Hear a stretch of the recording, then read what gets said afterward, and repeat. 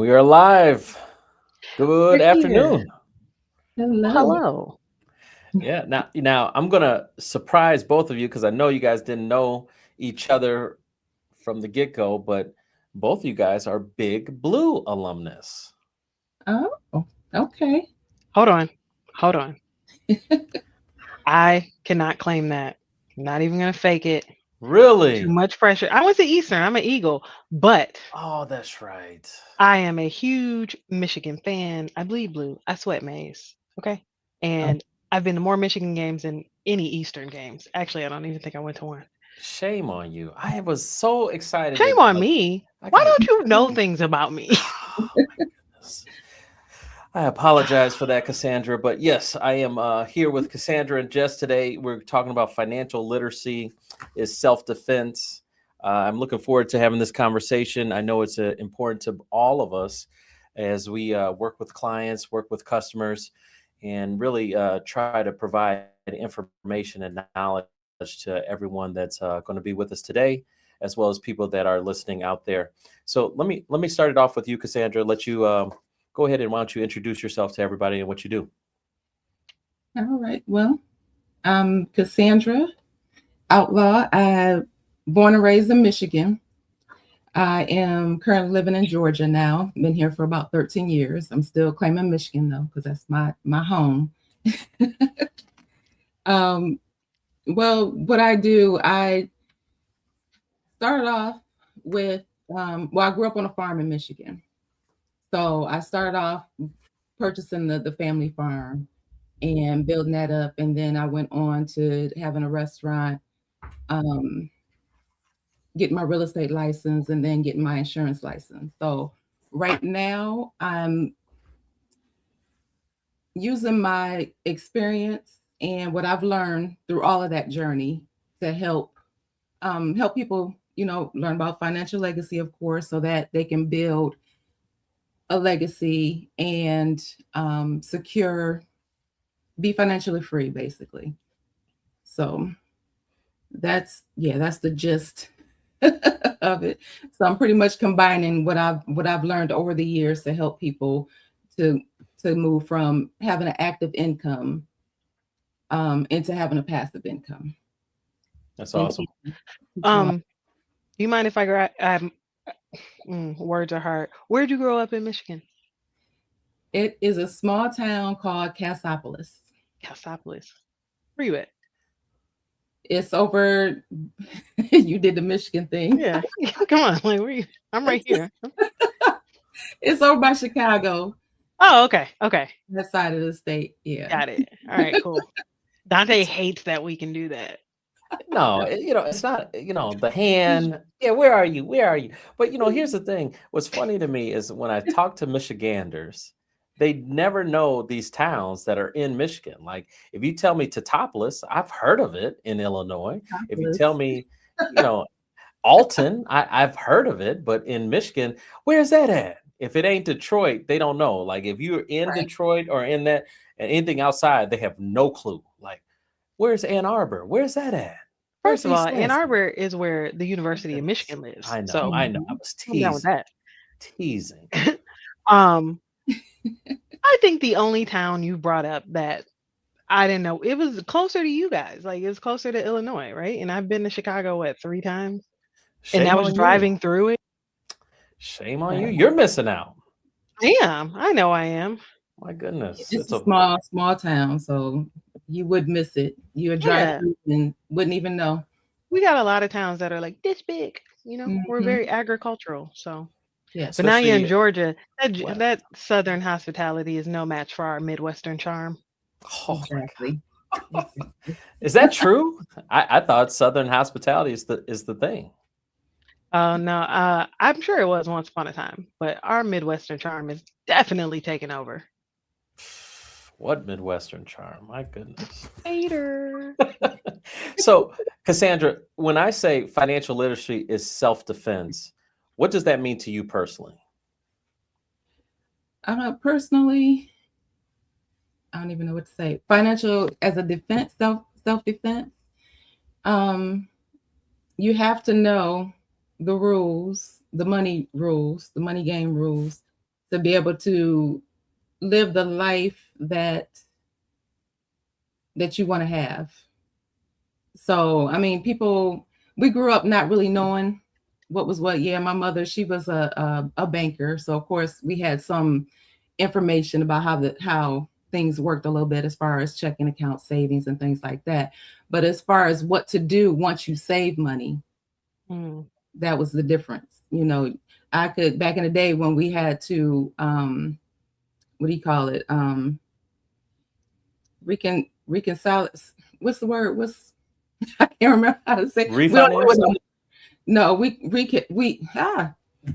See, I told you words are hard today. they are Consolidated. not consolidate, but you know what the accountant does? They look over every line and match it up, make sure it matches. Like balancing. Audit? Balance audit, something like that, but it's called something else. But anyway, we did that back in it. We don't do it now, so that's why I can't think of it right now, because it's been so long since I actually sat down and looked at my account and said, oh, let's match it to this and make sure the money's there, because everything's digital. So, but yeah, as self-defense, you have to know so that you can play the game and try to win. But that requires teaching or learning what it is. I'm going to, throughout the course of this hour, I'm going to go ahead and provide stats. I know Jess always likes the numbers, and so these are numbers I looked up, but you know, it was a staggering 56% of Americans cannot cover a $1,000 emergency expense with savings. What percentage was that again? 56% of 56. Americans. It is gone up. Oh wow. You know, I mean, so from a number's sake, I mean, it's like, man, you know, $1,000, tire goes out. Let me knock on some wood. You know, car goes out. You know, we're inept to like be able to maneuver and make something happen, and that's a serious situation that we need to really. Financial literacy is so important and to have and engage with. And you know, to some degree, I've always said that you know the schools have kind of let us down a little bit on you know just financial awareness. And to your point of like, okay, I understand I have to make money, but what do I do with the money? You know, once I get it, you know, and for anyone that's going to take that journey and to educate people and help people, I think that's definitely commendable. With that being said, you know, are there certain locations where money should be going once I receive it? What would you say to that, Cassandra? Well, of course, we, you know, talk about saving money, but we do have to allocate it in the right place, depending on what your goals are. You know, everybody has to plan for retirement for that day when they stop working. So you have to think of ahead and decide how to grow what you saved and how to protect it while it's waiting for you to tap into it once you stop working. So it just depends on your, you know, what your goals are. And there's different, what really got me thinking how to allocate money was the book by Tony Robbins, Master the Money Game. I can't think of Money Master the Game. Yeah.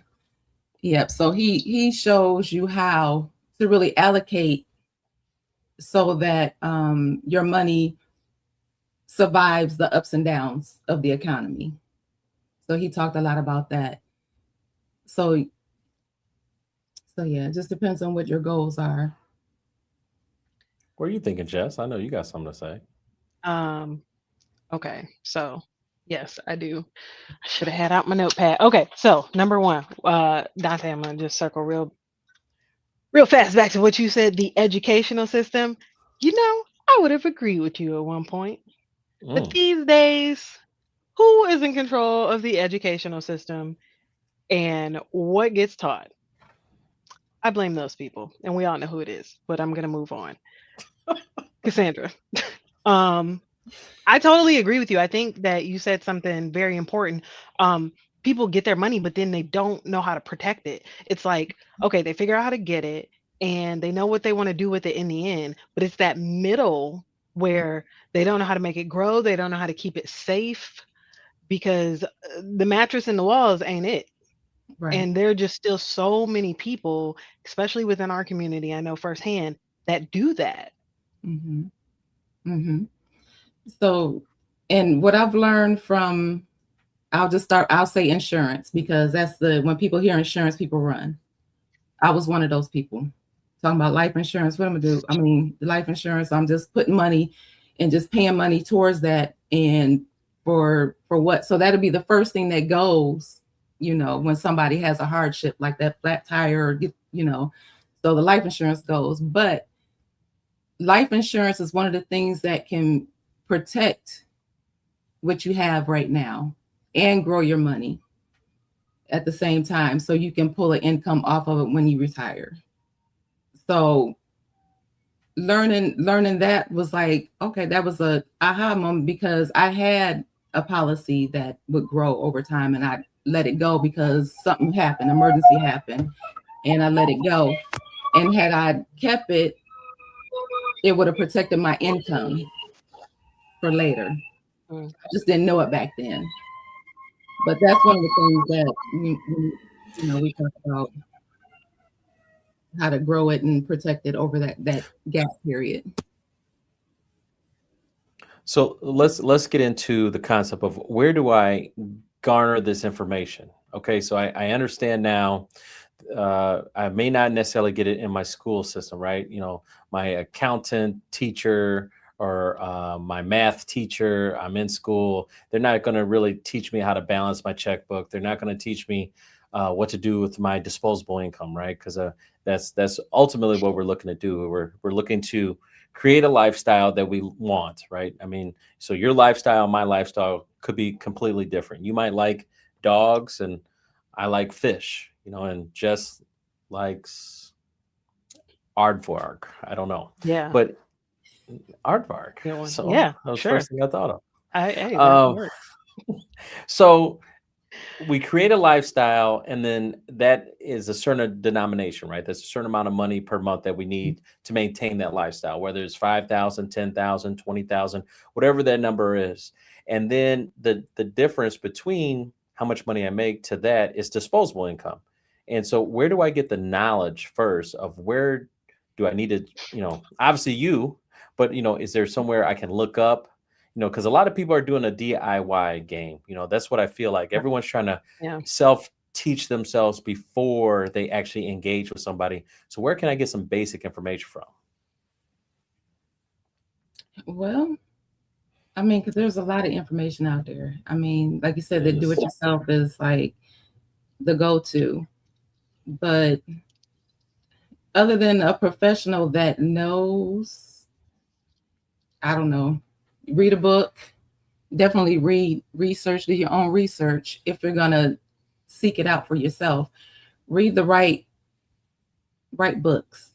And the right book would be the person that is the person that is either explaining where you want to be, or is where you want to be. So basically like a mentor. I So love those are that. people you want to tap into, find out what they're talking about and what they're doing, and research that and build from there. Because like you said, everybody's different. Everybody has different goals, incomes, and things like that. So you have to just take pieces from people, because that's what I've done. And that's helped me to grow and create a plan for myself. So You talked about Tony Robbins. I read that book as well. I do like that book. It took me a while though. It was a thick book. I was like, my gosh. But we banged that one out. I like Tony Robbins. I like when I think about I agree with the mentor that's actually where you want to be. I think too many times people are listening to somebody that you don't have any inhibition to be like that person. So you really want to find someone that you kind of want to emulate a little bit on, okay, I like their style. I like what they do. I like their research. I think that you can really garner information. And then I don't want you to be a robot and just duplicate yourself to that person. Listen to others and kind of form your own opinion. Critical thinking is something that we as a culture have just kind of fell off the rails a little bit. Like there's too many, and I hate to say it because we want subscribers and followers, but there's too many followers. Like, we have to be able to take information, piece it out, and then make a critical decision for ourselves. And like, too much relying on what other people say. Like, you're smart, you're your best financial advisor. But what do you think about AI? Obviously that's a big topic. Is AI a good place for me to, I'm hearing about people doing Monte Carlo on Chat GPT. Are we encouraging that, or what do you think? It's a tool. I'll say that it's a tool. It's not your go-to and it's 100% correct and you just follow what it says, because it's so broad. It pulls information from everywhere to give to you, and it's you just use it as a tool, because it you can I see it as, because I use Chat GPT, and I have to tell it to stop telling me what I want to hear. So it's like, give me something else. So, but yeah, it's a tool. I would just use it as a tool, just like you use Google and reading the book. All tools. Facts. It's funny you said that. I literally, every time I'm on chat, the first line I'll say is, I want you to disagree with me. I don't want you to agree with everything I say. And then it's like, yeah, I didn't like that. And it's like, dang, wasn't that good? Give me some credit now. I didn't like that. The fact that that has to be a prompt is, Man, it's got to be a prompt. You got to tell it, I need an opposite opinion, because it can just be a sounding board to where you are. It's crazy how that works. I got another stat here, and this is one that always we talk about in our business. U.S. household debt remains enormous.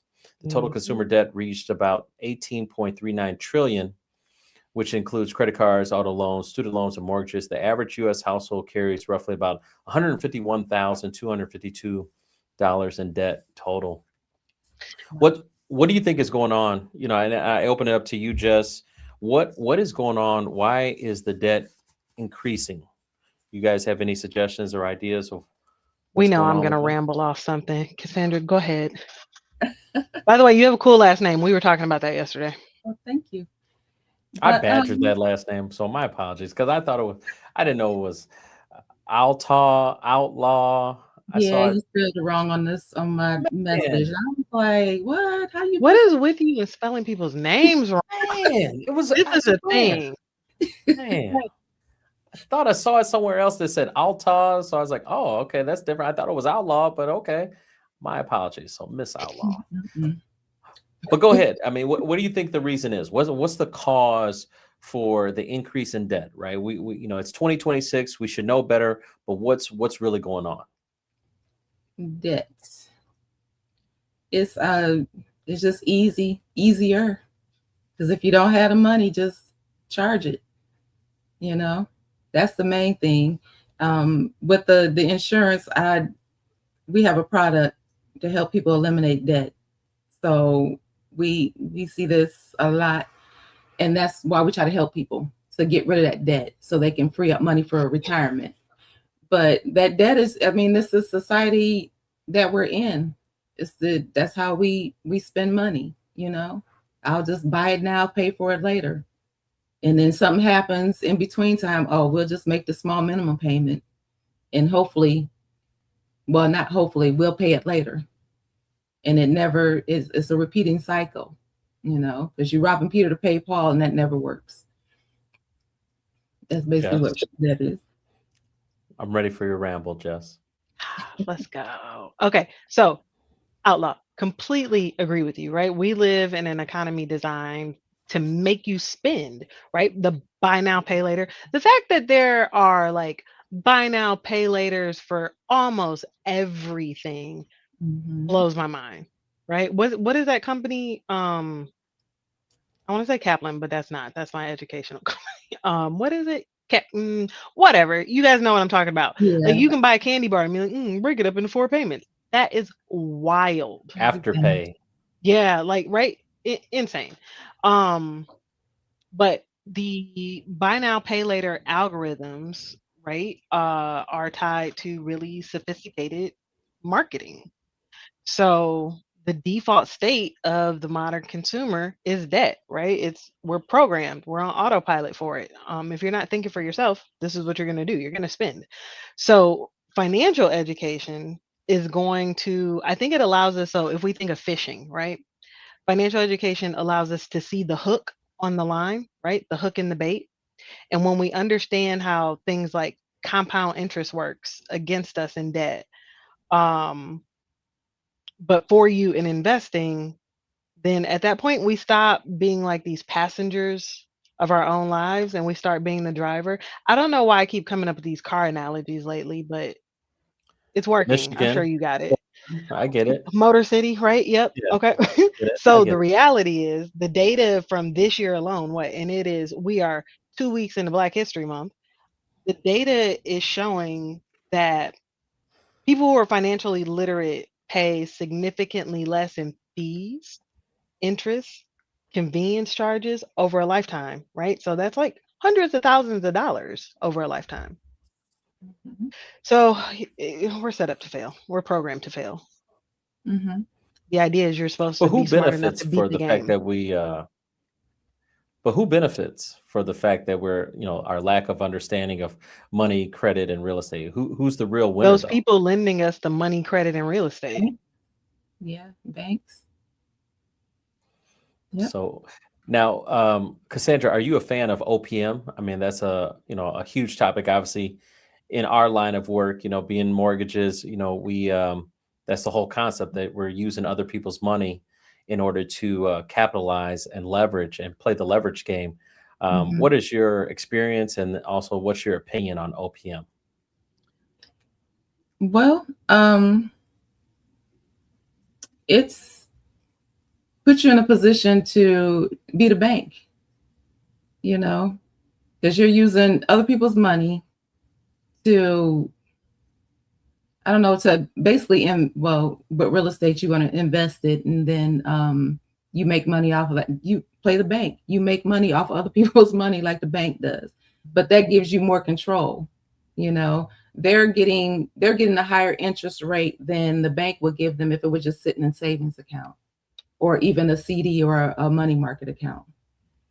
So if I could take your money and give you 12 to 15% on it, that's better. I'm beating the bank all day, you know. So, Yeah, but yeah, but that's the way to just help, to get more control and help other people, because the banks are, I mean, they're pulling billions of dollars, and what do we get? 0.1%. They're using our money over and over again, and we're getting 0.1%. So, I know. so I'm a big fan, and I'll get Jess's opinion on this. Of when we do cash out refinances, to make sure that we're taking at least a portion of that money to invest. I mhm, find that if we're not using that money to invest, we're kind of missing the boat on what the whole concept of OPM is. If you're using it to just pay off debt, yeah, it might be a tax benefit, just through the mortgage, but it may not be the best source of, potentially increasing your mortgage payment. I like to see, that money be used for investment purposes. What's your take on that, Jess? No, I completely agree with you. When I do cash out refinances, I try to encourage people to take out a little more than whatever they plan for, right? So normally it's like, oh, I need to pay for tuition, or very rarely is it a vacation anymore, but that used to be a thing. But it's usually like the number one reason now is like home improvements, right? So I always encourage them to take out a little more, one, as a fail safe, but two, for investing, right? And a lot of the feedback I get is, oh, just I take out this extra 5 or 10,000, but I don't know what to invest it in. Okay, cool. That's why I'm here.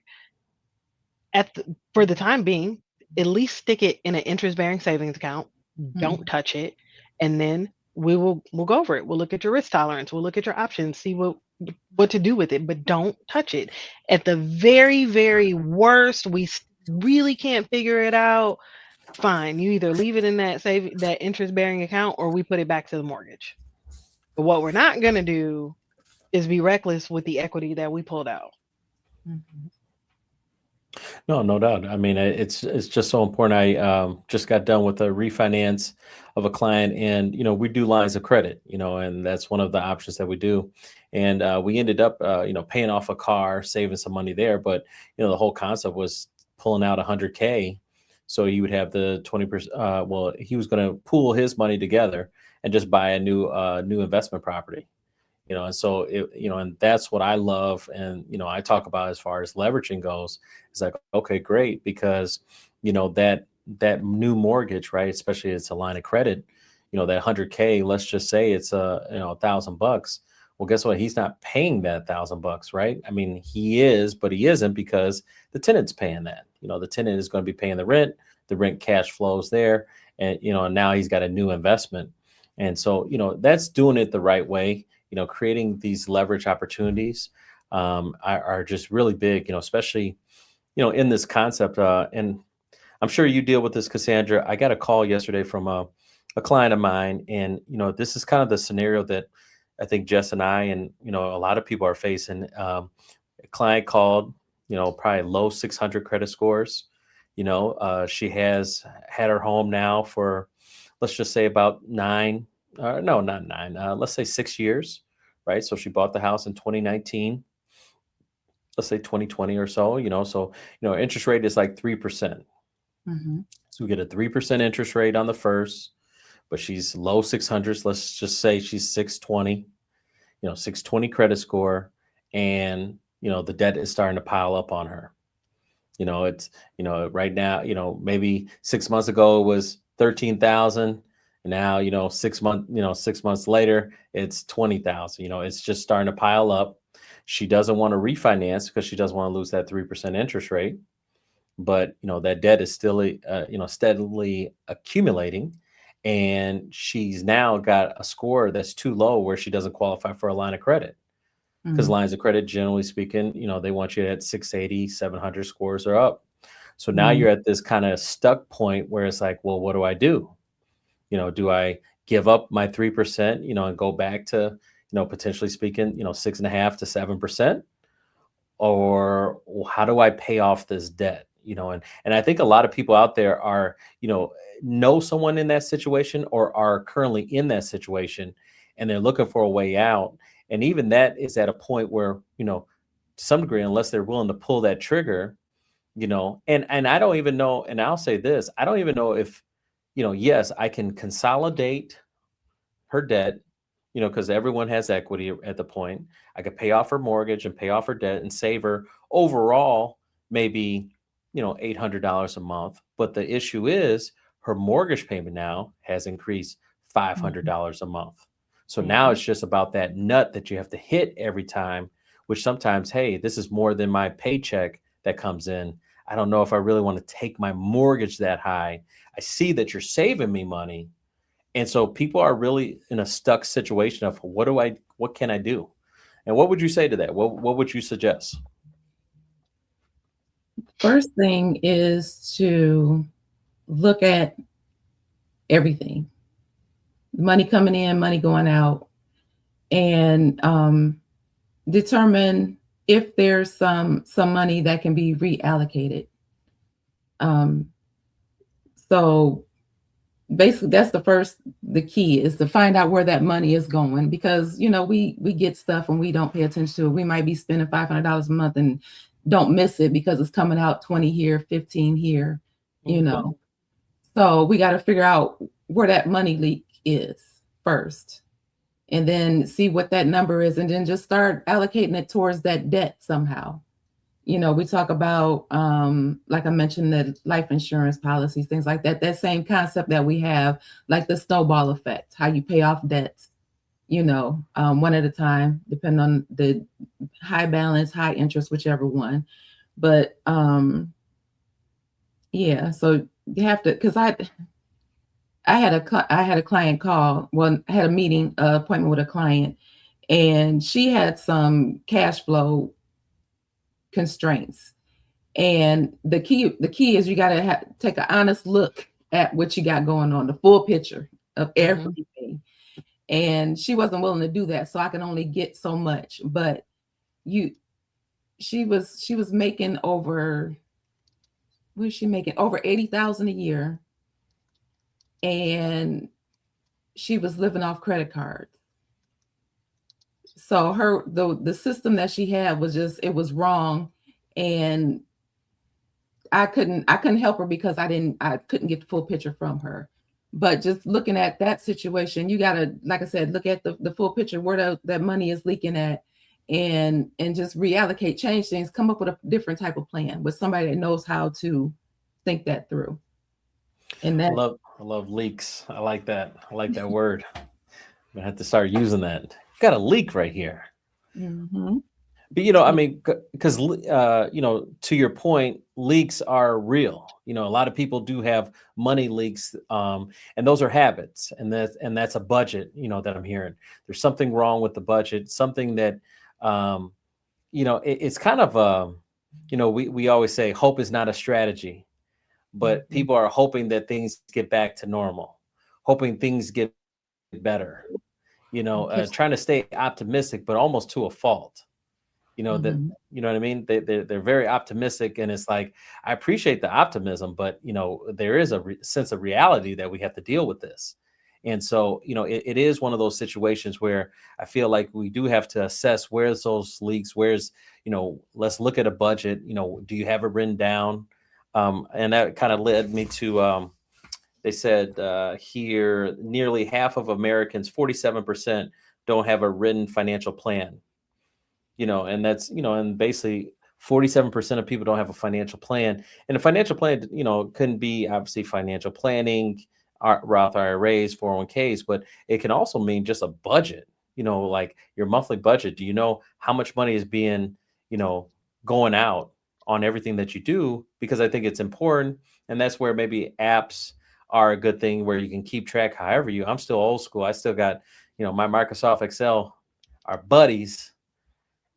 You know how many people I Buddies. talk to a day that say, "Yeah, I have a budget. Cool. Can you send it to me?" What's in my head? No, Not gonna do it. no, Mhm. that's No. not. It's not. It's wrong in your head. I can guarantee it. Yeah, Yeah. it's just a situation that we have to be. If you know more, you got to do more. If you know better, we got to be better. And I'm really trying to encourage people to be better, and to, if you don't know it, then go seek information, seek professionals like Cassandra. Sit down with her, and go over your situation. You can go over it with Jess. You can go over it with me, and just really analyze. And I think I can get consensus from here. If we all take the time to work with professionals, and really get a layout of what my situation is, what I'm trying to do. That's a good thing, right? I mean, Mhm. that's what we're here to do, and I think more people need to do that. Yeah, that's the start. Because once you know what your financial, I call it your financial snapshot. Once you see it and you know what it is, then you can create a path towards your end goal, your retirement goal. And I So, know it's hard for people that look like me, because they say, I don't want you all up in my business. I've heard that several times. And I know they're guarded. They want to keep it close to the chest. They don't want to share this information. But I'm not the boogeyman. I'm not the mhm. one that's trying to hurt you. I'm only trying to help. And I think what's interesting, just hearing your story, Cassandra, and obviously knowing a little bit about Jess, even though I thought she went to the University of Michigan, my bad. Um, but we have life experience that we can bring into the equation. And so maybe some of my life experience, some of my experience with other clients and customers, the years I've been working, maybe that I can pass some of that information and say, hey, you know what? Check this out. This is how this might be able to help you. This might be able to change your situation overall. Mhm. Cassandra, So oh, go ahead. Go ahead, yeah, Jess. I just you okay. So I used to get that pushback too, right? And I realize it's like, it's not that people don't trust me. It's not that they think I'm going to steal their information. It's that they don't want to hear the truth. Like they're hiding from themselves. They know if they give me a clear picture, then I am going to give them some truth back that they do not want to hear. So with all of my new clients, I tell them, one of the first things I tell them is, I'm going to get ridiculously invasive. I'm going to ask you a whole lot of personal questions. And if you're not transparent with me, if you don't tell me everything, there's no way I'm going to be able to help you. I'm just going to set you back, or you're going to be on a hamster wheel. But and usually when I set that expectation, they're more open to it. They're like, okay. Now I'm like, you can't tell me or show me anything I haven't seen 300 times over the last 16 years. Like, there's no judgment involved in it. And that's usually when they open up. But the few we've got a couple loans right now that are going to fall out because people didn't want to be transparent. Uh-oh. Yeah. Spaghetti-o. Mm-hmm. Cassandra, what's your contact information? How does the audience get a hold of you? My contact information. What, my website? You want that, or Whatever floats your boat. How can I get a hold of you? I'm we have over 350 people listening to us right now, so they might have a question. They may want to sit down with you, especially if they're in the Georgia area, or they may want to connect with you. What's the best way for them to do that? Well, I'm trying to think, because I just changed my website yesterday. Where's it going right now? But ketcomanagement.com is one way, which is that Ketco right there. Yep. KETCO management. Yep. And that stands for my kid's name and mine. Oh, that's cool. Aww. Yep. And then my phone number, that's 678-653-3394. That'll get directly to me. So yeah, I'm trying to think what I've been making some changes to my website. It's basically real estate right now on there. So I'm trying And to you switch. like real estate? Oh yeah, I forgot you were a realtor. You're a realtor, right? Yes, yes, I'm licensed. Okay, cool. Working with investors, and mainly with investors. That was my thing when I got my license. It was about investing because I wanted to have that passive income when I retire. Gotcha. So, is that correct? KetcoManagement.com? Yes. Well, I hope so. You hit enter. Man, I just went for it. I went for it right there. You just be going for it, man. Man, they gotta slow me down. Like, what? It's game time. Let's go. All right. This is the segment of the show real quick. This episode today is sponsored by Epic Mortgage. Whether you're buying, investing, or refinancing, call Epic today. 708-905-5300 is my number. You can reach me at 708-905-5300. It's your dreams, your goals. Let's plan together. Jess, how do they reach you? Oh, my link is already in the chat, peeps. Go straight to that link tree link that I just put in the chat, and you will find all things Just for It. Phone numbers, email, socials, TED Talk, whatever you need. She did a TED Talk, Cassandra. Nice. Listen, you can't brand this every show because it's gonna get real upset. The regulars are gonna get like sick of this. But thank you. It took him a year to watch it, Cassandra. That's why he keeps bringing it up, and he knows I was salty about it. It was good, though. It was good. It's all about being a good human. I like it. Nice. All right, we got some questions today. So let's start off with this one.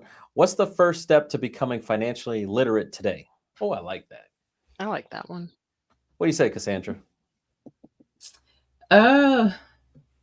Learn different aspects of learn about money. Just learn about money. What is it? How to use it? It's a tool. Always understand that it is a tool. And just learn, read books, get a mentor, I'm going to do a shameless plug right here. On Fridays, little did you know, Cassandra, I do a monologue on the Epic Spotlight channel. On Fridays, it comes out at 9 a.m. in the morning. And this year, what I decided to do was I basically do almost a subtle book report in reference to a certain book each week that I say, hey, this is how it ties into just behavior, mindset, from lifestyle and self-improvement. So obviously one of the weeks was Psychology of Money, which is a good book. Money Mhm. Matters is obviously a good book. I haven't used that one yet in reference. So if you go to Epic Spotlight channel on YouTube on Fridays, you will get a nice little book report, and that will break down, behavior, and just ideas and concepts that evolve around money. But financial literacy is super important, so you can make educated and wise decisions. And so, yeah, I love all those reading books, getting with a mentor, getting with professionals, trusting someone and who really has your back and looking out for you. And that's so important, so you can make the right decisions. I have a book recommendation. Oh, I can't wait. All right. Okay. So, as most of the audience knows, right, I'm working on my series 7. And it's a whole lot trying to figure out finance, right? It's a fake made up system. It's difficult. There are a lot of moving parts. But this is a book that I would suggest to everyone. It is The Wall Street Journal Guide to Understanding Money and Markets. Now, this book was printed in January of 1989. Nothing's changed except the fact that things are digital instead of on paper now. This Mhm. was a very easy read. It's about 115 pages, if that. Um, and I think this is a great starting tool. It teaches you all of the terminology, not just for our money, but peek into foreign currency, how the market works, CDs, all the things we talk about investing in. So this is a really, really good start and a quick read. I'll find Awesome. the link and throw it in the chat. Please. Right. All right, we got another question here. How do we protect ourselves from hidden financial traps? Hmm. Anyone Ooh. want to tackle this? I have a short answer for that one. Read your statements. That's a big thing. That's something we don't do, right? Um, and we know, right? As the millennial generation, we don't do mail, right? Everything's electronic. Open it up and read it. Zero excuse at that point because we can read them in this computer that we carry around in our pockets, right? Mhm. Um, Gen X, maybe y'all still get mail. I don't know what you do, but the point is to read your statements. Like for instance, you'll see a lot of charges for like debit card. You know, you get charged from some banks and credit unions for using your own money, and they don't put it on your monthly statement, but it will go on your quarterly or your annual statement. Hmm. So like I run everything credit, even with my debit card, because then they don't charge me to use my own money. It just comes out of my account a day or two later. Mm. So pay Well, attention to your statements. on Saturday, I after my daughter's volleyball game, we went out to a restaurant, and we had breakfast, a brunch, and then the waitress gave me the receipt, and quickly I was like, oh, okay, that's how much it is. Got it. And luckily, I took a peek. I was like, huh, I didn't have any coffee. I didn't order any coffee. Hmm. And so, but I was like, oh, maybe she put it, I was trying to reason and give her the benefit of the doubt that maybe, this orange juice was the coffee. Maybe they just, she just labeled it. But then, no, this was the kids' meal. And the kids' meal, I get a free drink. So what is this extra? So I went up there to to check out. I was like, hey, I didn't order a coffee. Is this, because I thought I made the mistake. Maybe I just, Captain, slow. And it was like, oh, let me talk, and yeah. So you have to read.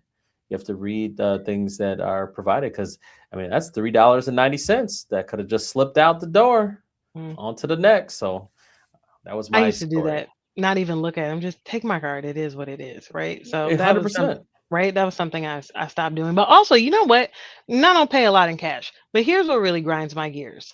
As of late, if you pay a bill with cash, and they bring you your change, right? And I'm talking paper bills and change, coins. They keep the coins. Mm. Mm, That's not yours. I would have left it for you, but you just assume like at this point you're stealing. Mm. Don't like it. I'm not a fan. Well, as we're getting rid of all the coins anyway, no more Right. pennies. You're going to start to see that more and more as they just round numbers to their advantage. Right. Dirk asks, how can someone escape the cycle of bad debt? Is it habitual? Is it just hereditary? Does it just go from generation to generation? How can you really escape the cycle of bad debt? The mindset goes from generation to generation. My advice would be to just stop. Just stop using a credit card. If you don't have it, you can't spend it. Don't borrow money to get something that you can wait for. Just wait. Get the money together. If you want it that bad, just wait. But yeah, because that's choice. Someone on the show, Jess, I can't remember, but they had like the 48-hour rule. That's me. And it's 24 hours. Okay. Yeah. I'm going That's to a good answer. rule. That's coming up with the next question because I can see it. But this one, how do we escape the cycle? Okay, so completely agree with Outlaw. Yes, it is a mindset. You have to think about it differently, right? But also like the topic of the show, financial literacy, right? So one of the leading drivers of chronic anxiety is financial literacy, right? We all know I love to go into the psychology of it. So last time I was on the show, I touched on self-sabotage, right? So when we don't understand our money, our brain treats every, like, let's say bill, let's just talk about bills, right? Every bill like a predator. And so we get really good at dodging it and not really thinking about it. But seeking the education replaces that fear of unknown with a plan of action. So when you're not operating from a place of panic, your IQ for making long-term decisions actually increases and you become a smarter person simply by being more prepared, right? So all of that to say is you got to face your fears. That's what it is. You're scared, and that's why you stay in that cycle. You got to decide to be brave for like 2 seconds and you can bust through that wall. I was watching a podcast, Fourth and One, with Cam Newton, and he had Gary Vaynerchuk on yesterday. It wasn't yesterday; it was a couple of days ago. But they were asking the questions of like, what are good assets? Of like, is real estate a good asset? He's like, yes. He said, is a car a good asset? He said, no. He said, is jewelry a good asset? He said, no. He said, is art? He's like, expensive art, yes. Regular art, probably not. What about clothes? And, it was just interesting to hear that. So, I mean, cycle of bad debt, I mean, it's kind of subjective to some degree on what is that pertaining. But yeah, I mean, obviously, because some people fix and flip homes, out of cash, right? And they use credit cards to do that. If that's the route they choose to go and they're able to, successfully sell the property and get it done, it might be a high risk, but, they're still going down the right path of the mindset of fixing and flipping. But, there might be a better opportunity to do so. I mean, because I run across, several investors that, they didn't know that we could do fix and flip renovation. They didn't know that was an option. So that's a situation where it's like, hey, guess what? You don't have to, rack up a bunch of credit cards and then try to do it. And actually just had, I'm just thinking of a guy. Yeah. And he had like over $40,000, of just renovations on his credit cards. And here's a guy that used to be 750 and now he's a 689 score. So you see the drop because of the debt that's being added on to his credit. And so, it's just one of those things where it's like, hey, you didn't have to do that. We can get this, we can get the money for you through, OPM, and then it's just a better way. So, I think sometimes the lack of knowledge preys on you, and that's why you end up spending more money, costing yourself, So it's really about knowledge, to avoid the bad debt. I hate when I see my investors using their credit cards because no matter how high mortgage rates are, they're always going to be lower than the APR on those cards. Facts. Also, people don't understand APR, so that's a whole nother thing. Yeah. And the other part about that is keeping your personal separate from your business. Oh, the commingling that happens. Mm-hmm. Oh my goodness, that's why a lot of lenders, I feel like that's why they gave up and were like, fine, we'll take your business and your personal. Yeah. True. Yeah. Olivia, what daily habits build strong financial discipline? All right, Jess, go with your little rule. All right. Well, okay, so I thought about this, right? I wanted to be able to give them more than just the same thing I've gave before. So I got three quick things. Okay. So one, you guys know I love the 24-hour cooling period, right? So thinking about making a big purchase, something you don't necessarily need, right? Sit on it, sleep on it for 24 hours. This is going to allow you to, the idea is to make a behavioral change. And normally that's just about inserting a pause between an impulse and an action. So give yourself 24 hours. The newness that I've decided to put out there is the Friday 15 ritual. Okay. So I Mm, talked about anxiety. Anxiety thrives in the dark. Behavior changes when you replace avoidance with awareness.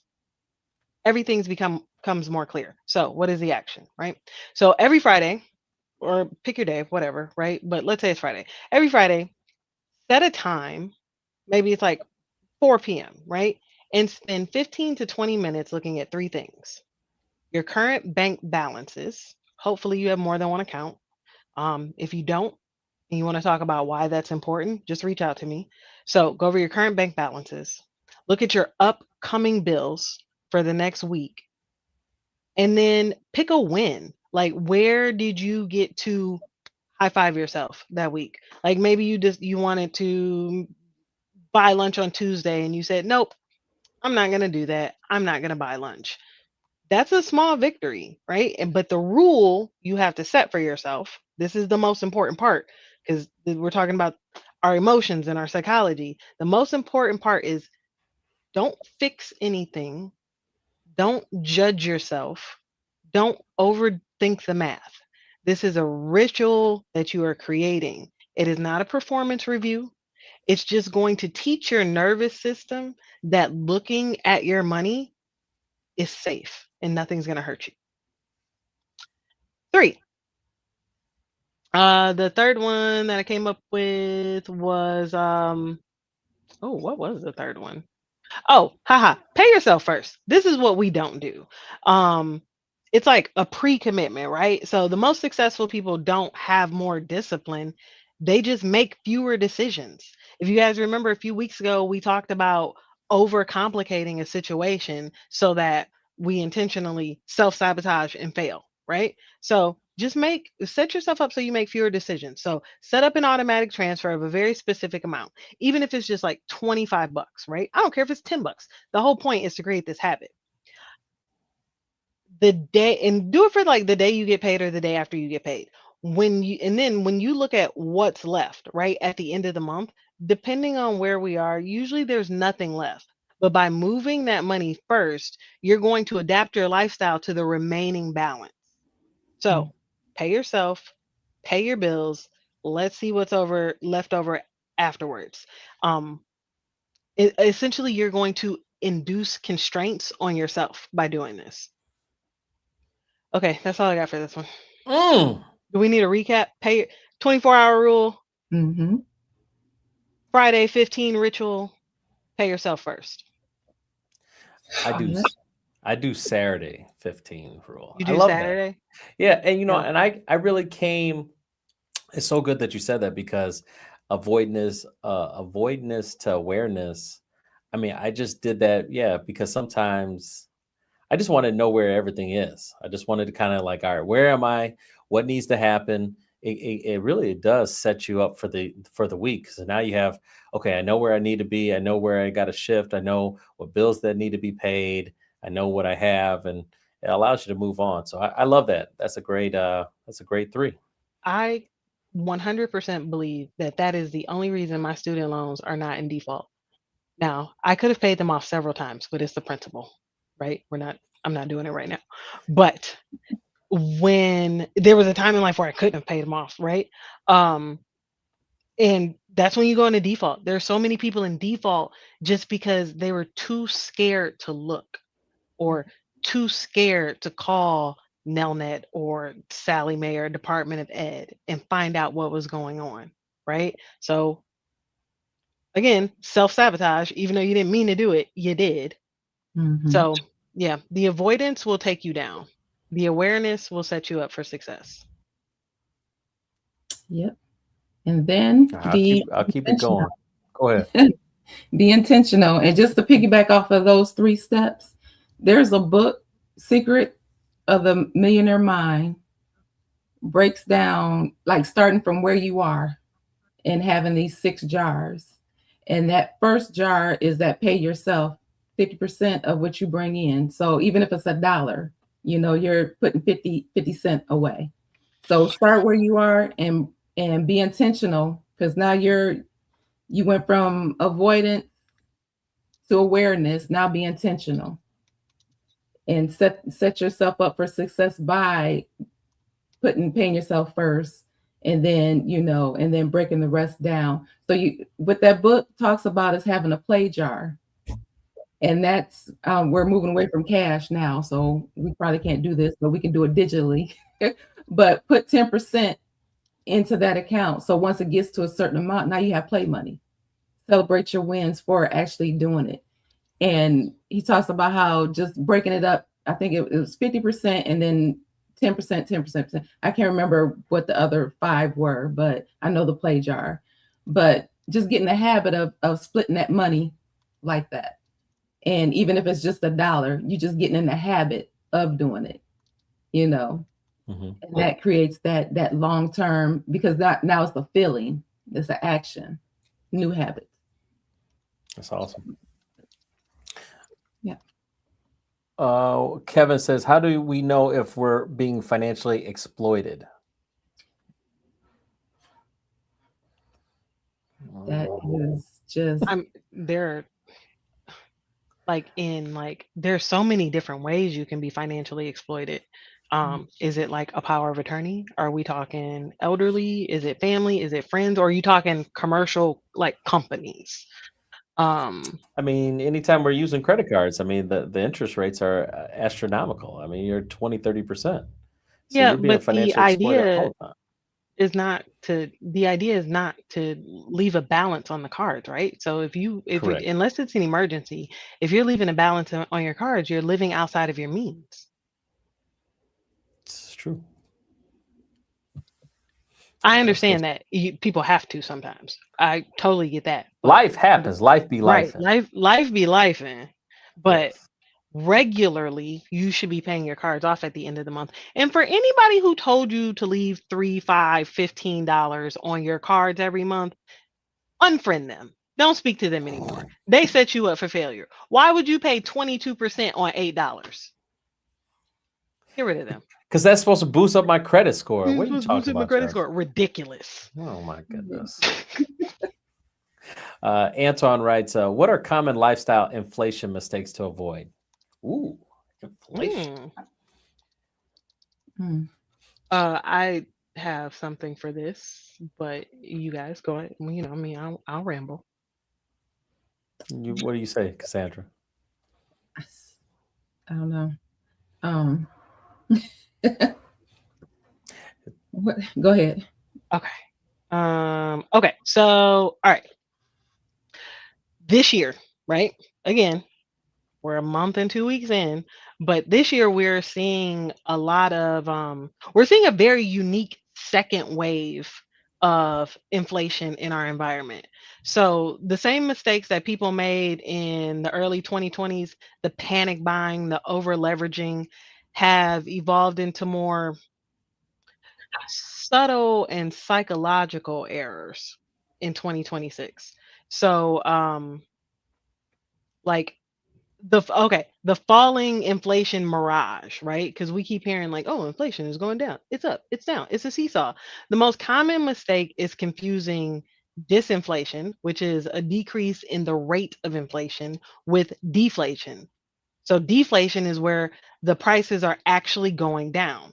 So, example, you hear on the news that inflation is down to 3%, and you expect the price of milk or eggs or car insurance to go down, right? You're thinking, oh, we're going back to 2020 prices. No, that's not what's happening.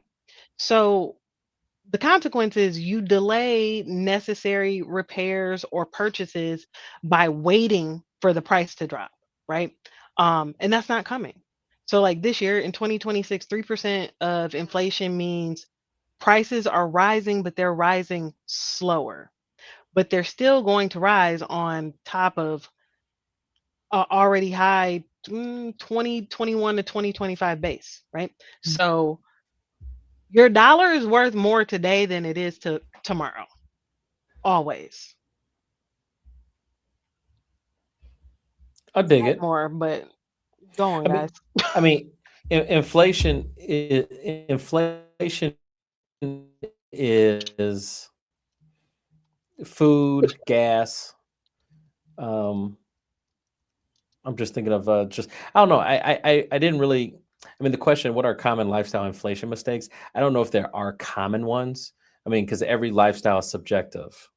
So, I mean, the way Mhm. I would, basically say, well, Antoine, it's I can't really answer that one for you just because I would have to know specifically what your lifestyle is, and then we can make comments on it. But if you live within your means and if you live within a budget, and you should be fine. I mean, but you do have to understand that the tool or the mechanism in the game of money is inflation. Things will always continue to cost more and more and more as the years go on, right? I Mhm. mean, that's where you say Happy Meals were $2.99. Now it's $7. So we see inflation in so many things, and sometimes we just don't even pay attention. But it just seems like from when money was cheaper during the pandemic, seeing how cheap money was then to now where it's back to where it was. Now we kind of like, oh, that's inflation. Wow. And I think we see it now. It's like when you go to the movie theater.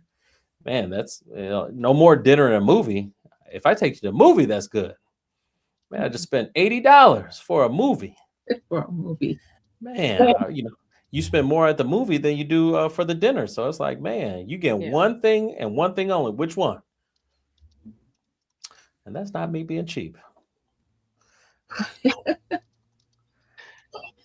but that's about it. Let's go to the next one. Got a couple more, and then we'll get out of here. What financial red flags should we always watch out for? Anything in particular, Cassandra? You would say? Financial red flags. I mean, well, because we talked about the debt, using those credit cards for just unnecessary things, and even for emergencies, that's still pushing it. Um, but yeah, just I don't know. That would be debt. Yeah.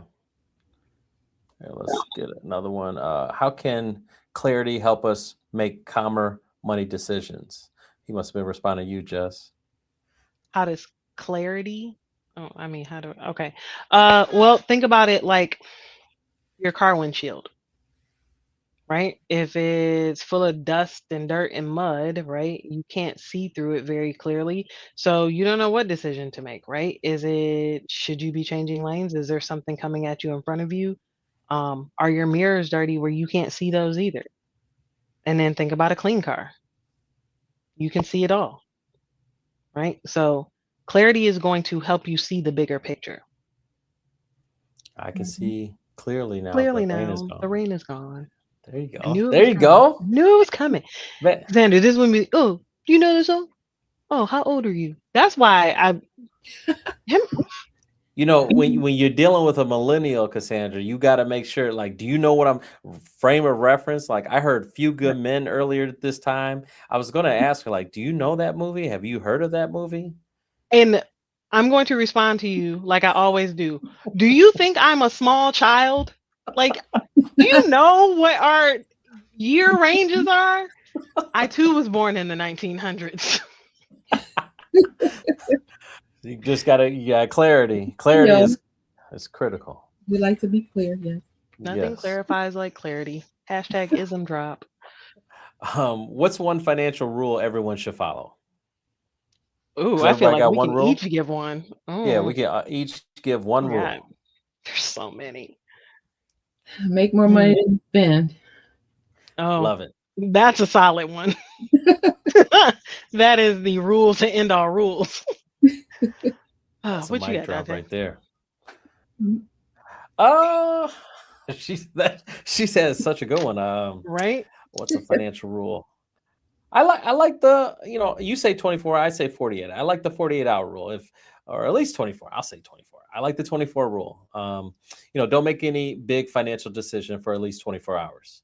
If someone's pressuring you to do something, it has to be done today, then it's probably not worth your time to do. So, Right. giving yourself at least one day to kind of process and talk to your quote unquote board of directors. I think that's something I always do. Jess?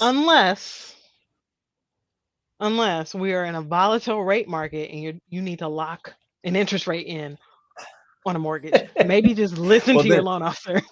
okay, well then strike that rule because that is Just that true, one.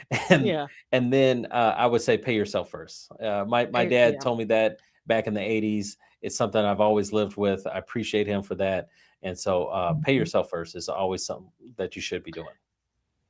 The Ford family motto that somehow my niece and nephew did not absorb is don't count your money until it's in your pocket. Mm, So I don't care what you have coming in, or if you're selling something and, oh, I'm gonna have this next week. You don't have it yet. It's not real. Don't count it until you tangibly can touch it, whether it's in your hand or your bank account. love it. Mhm. All right, love this perspective. Financial literacy really is self-defense. Thanks, Brandon. Thanks for listening today. How do beginners start protecting themselves financially today? I mean, we said a couple things, I think, just throughout the show, right? I mean, we talked about just paying yourself first, reading books, finding a mentor. These are things that you would want to do and definitely look for. Using, maybe AI as a tool. Hey, I want to be more financially literate. What are some books that you would recommend? That'd probably be a start to use, AI in a format. But seeking professionals, because one thing about professionals is they have life experience, and I think that's Mhm. so critical. And I think that's the difference between the human touch and the AI format. Life experiences, and it's similar to, street knowledge versus like book knowledge. Is sometimes you have to be savvy just because I've been there, I lived through it. This is, not only can I tell you what's going to happen, but I can tell you the pain you're going to feel and some of the emotions so you can prepare yourself. So I think we've kind of touched on all that. This one, we got three more. Yeah. One more thing to that one, though. Sure. Protect your credit, your personal credit. Please care about your credit. And if you That, don't know how to care about your credit, call any one of us. yes, We will gladly teach you. because when you do that, that can set you up to make more money than you spend. Hmm. I love that. And it's so important now too. And I always say this, a little antidote. 24 years ago when I got into the business, we were, as far as lenders were concerned, we were very reactive. So you could kind of get yourself into trouble, being late on your mortgage, being late on stuff, and then we could kind of clean you up, had the ability to refinance you to kind of restart and start back at zero. But now things have changed in the lending industry, with guideline changes and just rule changes where we have to be more proactive. It is more strategy based than it is reactive. If you're late on your mortgage, I probably can't help you. If you're delinquent on certain items, I probably can't help you with at least a 2-year window. So lenders are not lending money to people that are in, delinquent status or delinquent situations. They're Mhm. only lending to people that, obviously have a clean bill of health, so to speak. not necessarily your credit score. I mean, we have some mechanisms that can work with people in the low 500s. Just case by case, but it really has to do with what's on your credit. So making sure that your credit is as good as it can be and that you've made payments on time are critical, really critical. For sure. Appreciate that, Tobias. This conversation is empowering. Appreciate you both. I do too. I appreciate both of you coming on. What role does credit really play in financial freedom? Hey, we just answered that. Ooh. Just a Ooh. little bit. Yeah, because adding to that, since we talked about the credit and protecting your credit, and I mentioned before about keeping your personal separated from your business. And what I look at when we're looking at that income gap on how to fill it so that you can hit your retirement number, which I call your level 10 lifestyle income. That's your passive income. So I like that. So yeah, so when you separate that, your personal from your business, you can always have a business. Whether this is my mindset, you become an entity, you'll have a business and you run it as that. And that could be real estate. And it's usually, for me, it's real estate, because that's where you get so many tax benefits from it that you can offset your income. Your income, push your income up higher than what you ever made, and you can offset it using real estate. There's some other assets too that can help do that as well.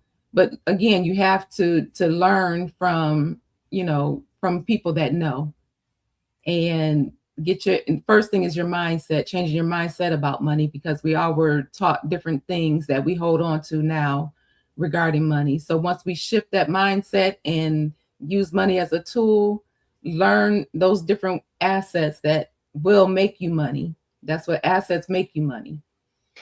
And versus, like you mentioned, the car is not an asset because it decreases in value as soon as you drive off the lot. The second you turn it on. Right. So that's not an asset, unless a twist to that. I was just love old school cars, muscle cars, and was listening to somebody talk about that being an asset because it increases in value over the years. Back in the day, you bought it for $2,000. Now you're selling it for $70,000. Once it's fixed up. But yeah, that's a good example. You must be going to those Rick Ross festivals. No, she's a Michigan girl. Nope. I research and I pick up on things, and I've been watching Landman for one.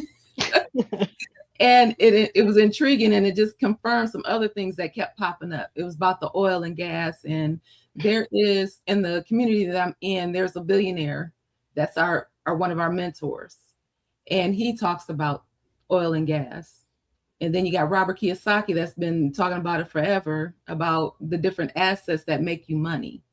So those things are in my ear. So now I'm looking more into it. That's awesome. All right, I got two quick things. Yes, ma'am. One, in response to this question, right? So just remember that credit is no longer just a borrowing tool. It is a financial gateway. So it acts as a bridge that can either accelerate you towards wealth or anchor you in permanent debt. And to understand which role it's playing in financial freedom, you need to distinguish between two things. Jot this down. Consumer debt, which takes away your future, and strategic leverage, which buys you back time. Now, I can give you a whole scenario, but we're a little over time. We're not going to do that.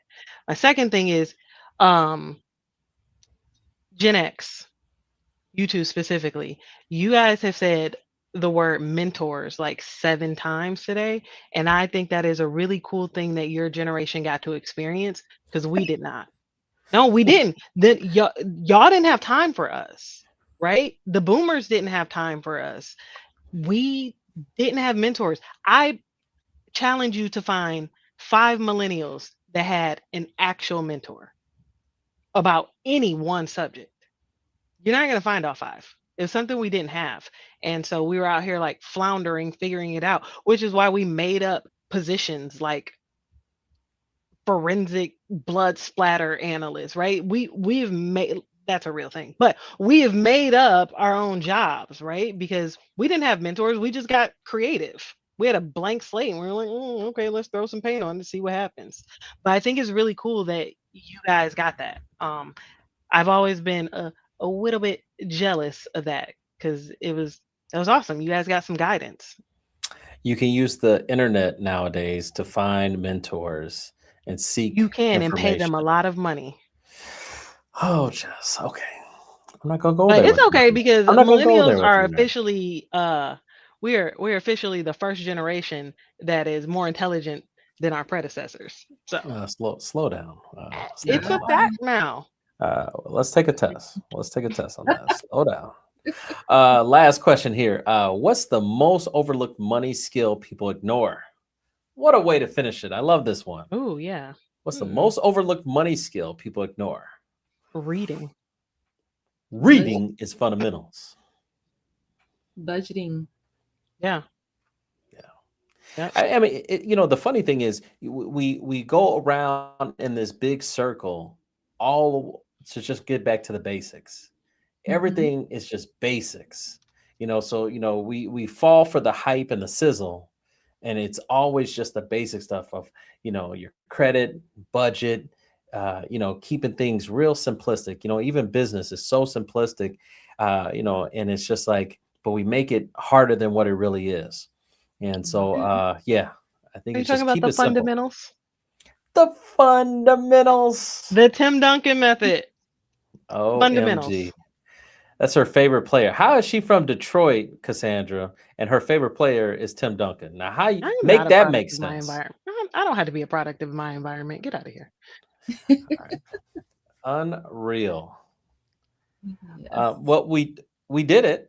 We went a little bit over time. Appreciate everyone still listening to us. Yeah, sorry about that, but yeah, it was such a good conversation. I'm really passionate about this. Want to try to help as many people as we can. We don't want to leave families behind, and if we know more, we got to do more. And so this is a part of us doing more. And I just thank Jess. I thank Cassandra. Thank you for coming on. And Outlaw is her last name. I do apologize. Crazy. That will never happen again. But yeah, no, I really appreciate you coming on. And can you give the audience your contact information one more time? Yep. Ketcomanagement.com 678-653-3394. Awesome sauce. And Jess, one more time. Oh, all right. As per usual, I just put the link in the chat again, but find me on Instagram at jford_consulting. You guys can always call me 313-673-6108. But my link tree is in the chat, and you will find all things Just Ford. That is awesome. So if you're looking for that millennial touch, you know where to go. You're You a like that? hater. Millennial touch right there. The smartest one in the room. What are we talking about? I have to do this. Is my life, Outlaw. This is my life. So Keeps you on your toes. Keeps you ahead of us. Just like see, Cassandra, thank you for that. I appreciate that. So we will be back. Make sure you take a so if you're not on YouTube, make sure you go to the YouTube channel, subscribe to the channel. That would be super cool of you to do that. Make sure you give us a thumbs up if this is the type of information that you want to hear. And we will be back. I don't know when, but we will be back. I will make sure we have some notes for next week. But I think I was supposed to have something tomorrow, but it's not confirmed yet. So just keep your ears and eyes out. And thanks for everybody. Have a great rest of the week. Take care.